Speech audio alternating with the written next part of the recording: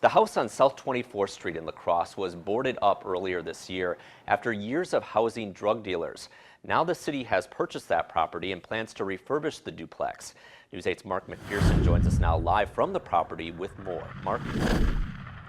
Yeah, Mike, neighbors are very familiar with this duplex and everything that's gone on in here. And in fact, it's located directly across from Blessed Sacrament Elementary School, where some teachers say students would watch drug deals going down right outside their classroom window. They finally got sick of all the activity, neighbors banded together, and they worked with the city to get the tenants kicked out of this building. They say the news that the city now owns the duplex is a big step forward in cleaning up this neighborhood. It's really a sad situation. Just 2 doors down from a drug house, Mary Ann Thornton was tired of the loud parties, constant drug traffic, and finding needles in her own yard. In my yard, in the alley, in the carport, all along the alley. It was terrible. And she wasn't alone. Other neighbors complained of the same nuisance. Blessed Sacrament School across the street added extra security after witnessing drug deals happening right in front of their children.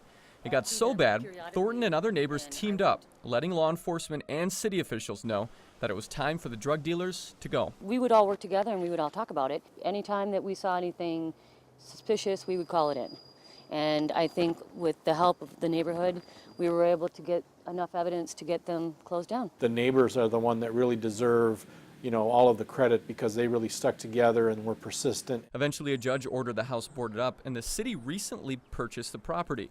And it's not the last house they'll buy. The mayor hopes the city will do this again for other known drug houses. Where we have those opportunities, I would definitely like to see that used in other locations, especially to, where it's causing such a negative impact on the neighbors. And that is good news for neighbors like Thornton. I'm really happy. I'm really elated about that. There's a future, I think. I think we have a good future coming. Now, the city, in case you're wondering, paid $120,000 for this duplex. That was the assessed value of the home. They plan to refurbish it and then sell it. Their only condition for the new owner is that it has to be owner occupied. It's going to be no more rental. And for news for neighbors like Thornton, that's great that there's going to be no more rental next door. Mike. All right, thanks a lot, Mark. Mark McPherson reporting live for us tonight. And there's no timetable for finishing the work and selling that property. Mayor Cabot says the city already has their eye on other properties, but they are not saying where they are located.